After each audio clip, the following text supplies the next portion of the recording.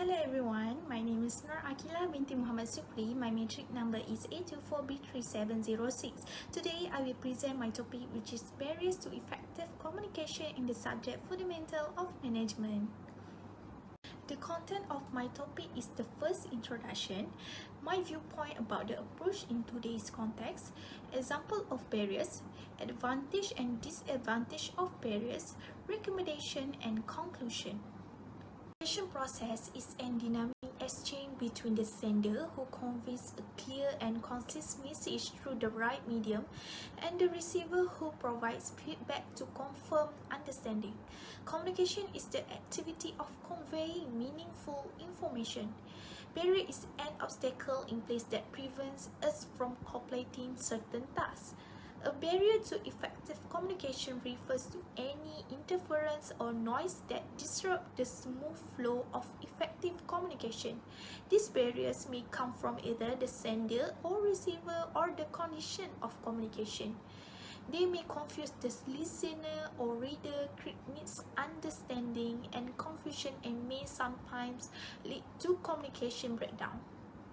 They can occur at any stage of the communication process, including encoding, transmission, or decoding. They may be physical, such as playing loud music, loud maintenance work, or vehicle noises.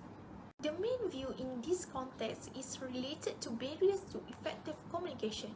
These barriers can interfere with the transmission of the sender's message to the receiver. It will result in the message not being received properly and the delivery of incorrect information.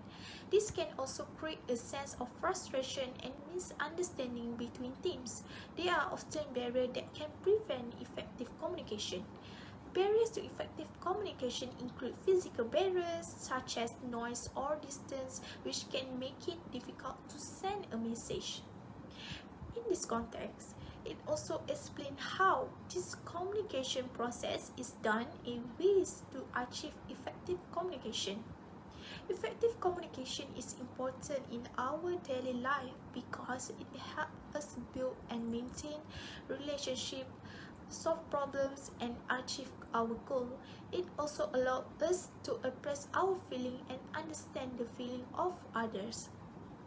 Effective communication is important in the workplace.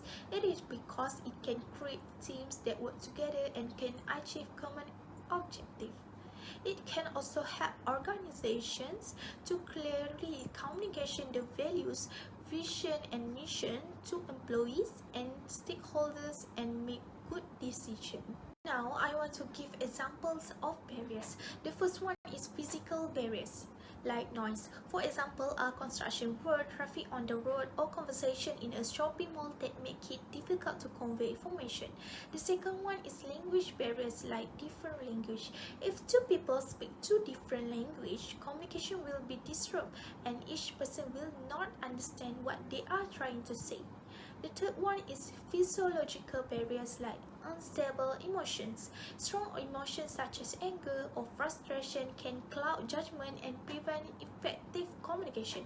For example, a person who is angry may misunderstand the word of another person and cause them to feel uncomfortable. The fourth, cultural barriers, like nonverbal communication. Hand gesture or body language styles may have different meanings across cultures. For example, a gesture that signifies no in one country may be offensive in another country. Number 5. Technical barriers like poor internet connection. A poor internet connection during a video conference can cause delays, lags in communication. This can make it difficult for the team to understand each other. Number 6. Perceptual barriers like bias. For example, if someone has a bias against a certain group, they may misinterpret a message from someone in that group as negative. Number 7. Semantic barriers, like word misunderstanding. Different people may have different meanings attached to the same word. For example, is the word light can refer to the lightness, weak, or lightness depending on the context. I want to talk about advantage and disadvantage of barriers.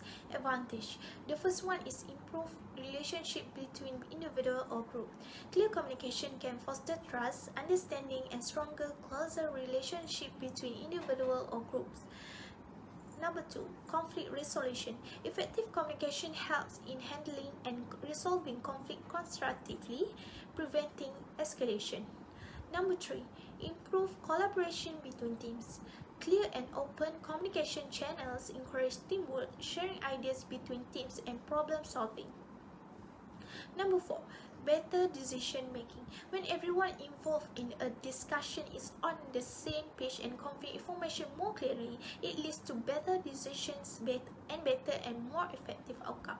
Number 5, better customer service. When communication is effective, business can better understand and meet customer needs and provide better service to customers. This can in turn increase business sales. Number 6, enhance productivity. Clear communication reduces misunderstandings, errors, and clarification, and it allows tasks to be completed more efficiently and quickly. Next, disadvantage. The first one is misunderstanding and miscommunication. Lack of clarity or poor communication can lead to confusion, errors, and false assumptions, which can damage team relationship or hinder productivity. Number 2, increase conflict. Poor communication can increase conflict as misunderstanding can lead to frustration, resentment, or disagreements. This can lead to fight within the team. Number 3, lost trust in relationship. Miscommunication or lack of communication can lead to distrust, especially within the environment or team. Number 4, inefficient decision making. Poor communication will result in poor results and waste time searching for and rethinking better decisions. Number 5, emotional stress. Ineffective communication within a team can lead to anger, frustration, or anxiety. Number 6, decrease productivity. Miscommunication can lead to waste time because an individual has to re-explain information or redo tasks and work activities will be inefficient. Next, recommendation. The first one is active listening. A good speaker needs to be a good listener first. Listen attentively and carefully. You can ask questions from the speaker to ensure that the message is understood truly. Number 2, use simple language to listener. Use simple and clear words so that the listener can understand the message you want to convey. Use specific to avoid ambiguity and vagueness.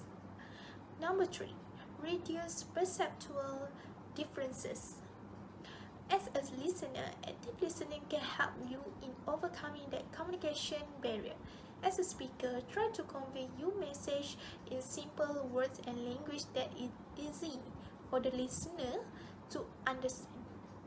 Number 4, achieve a stable emotional state. You should not show emotions such as anger while communicating because the listener may misinterpret your message. Be confident and use body language effectively to leave a lasting impression on your listener. Number 5, avoid information overload. Information overload creates ambiguity, making daily decision making and workplace communication more challenging. Determine what you want to convey and focus only on what is useful and worthwhile. Number 6, give constructive feedback. Feedback is one thing that guides us towards self-improvement. It guides us towards self-improvement, otherwise we will not know what areas we need to improve. Giving the right feedback and being constructive in encouraging manner is key to effective communication skill. Number 7, express gratitude. Avoid an egotistical and self-serving approach when communicating with others. Show consistent expression of appreciation and gratitude towards the team. This communication approach strengthens the team because it builds trust among individuals. Number 8, choose the right mode of communication. Choosing the right way of communication according to the situation makes your communication more effective. Identify the appropriate communication method according to the situation and use it to save time. Conclusion. In conclusion, effective communication is about exchanging ideas, thoughts, and conveying information with others in a variety of ways that are easy to understand. Good communication is essential in our daily life and at work because it helps us build relationships with people around us, solve problems, and achieve our goals. Effective communication is the foundation of successful relationships, organization, and collaboration. However, various barriers can hinder the process such as language differences, cultural differences, emotional and physiological barriers, physical disabilities, and technological limitations. Recognizing and working on ways to overcome these barriers is essential to fostering mutual understanding and clarity.